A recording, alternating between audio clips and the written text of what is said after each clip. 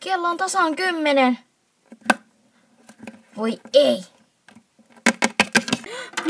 Misu, me ollaan myöhässä. Mitä? Misu on mennyt töihin. Senkin idiootti.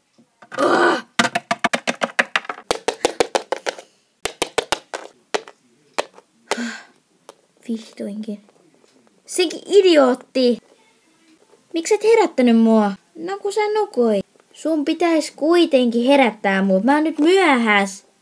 Okei, I'm so sorry. No ei se kyllä riitä.